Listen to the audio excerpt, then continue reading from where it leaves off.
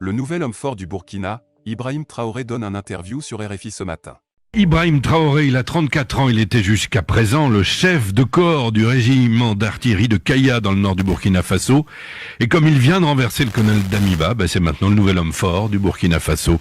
Le capitaine Traoré a accepté hier soir de répondre aux questions de RFI. Une liaison qui n'est pas toujours facile, tendez bien l'oreille, c'est un document. Le nouveau maître du Burkina affirme qu'il n'est là que pour expédier les affaires courantes, qu'il n'a pas l'intention de présider la future transition. Le capitaine Ibrahim Traoré en ligne avec Christophe Boisbouvier. Capitaine, bonjour. Bonjour. Quelle est la situation politique? Eh bien, le dénouement est heureux parce que il y a eu une concertation entre ces chefs traditionnels et religieux et le colonel Damiba depuis hier. Ce matin, dans l'environ de 9h, il y a eu un contact téléphonique avec eux, ce qu'ils m'ont fait savoir également. Et savez-vous où est le colonel Damiba? À l'instant où je vous parle, je ne peux pas vous dire là où il se trouve, question de sécurité. Il va bien, il va très bien. Est-ce qu'il est sur le territoire du Burkina Faso?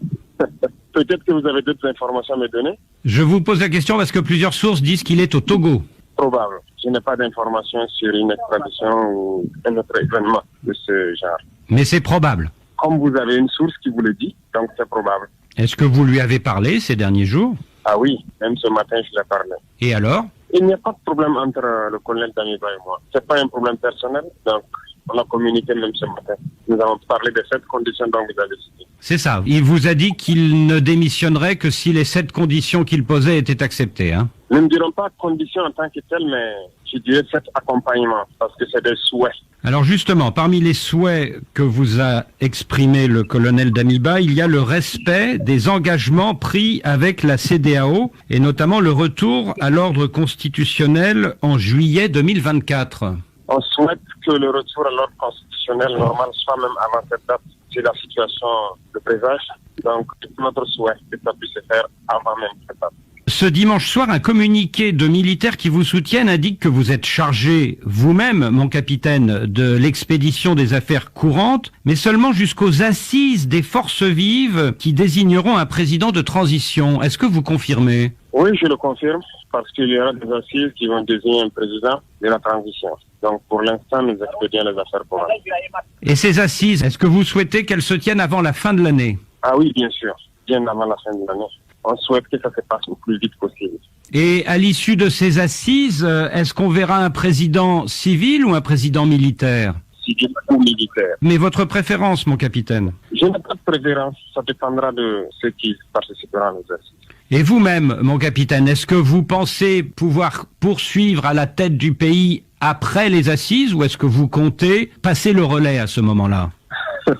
Pourquoi continuer?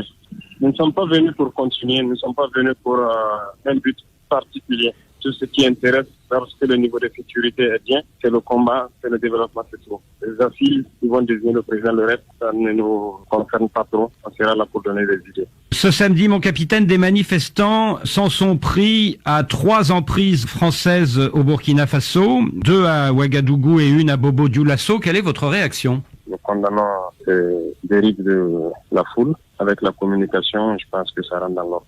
Et quel appel lancez-vous aujourd'hui à ces manifestants? D'être patriotes, des manifestants pacifiques, patriotes et de ne pas se livrer des actes de vandalisme. Pourquoi attaquer, pourquoi détruire? Nous passons des messages, nous communiquons pour que les gens ne s'attaquent pas, qu'ils ne vandalisent pas. Pour que les gens ne s'attaquent pas et qu'ils ne vandalisent pas.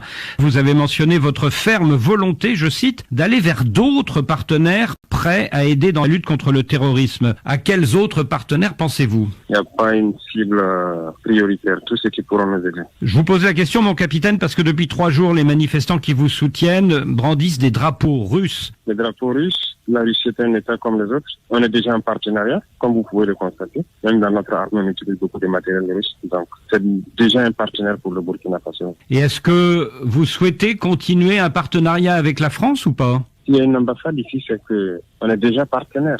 Maintenant, peut-être qu'on va en parler des termes de partenariat. C'est-à-dire revoir les termes? Je pense que oui, il y a des choses à améliorer, et peut-être qu'il y a des choses à abandonner, mais tout ce qui peut être amélioré doit être fait. Capitaine Ibrahim Traoré, merci beaucoup. Merci à vous.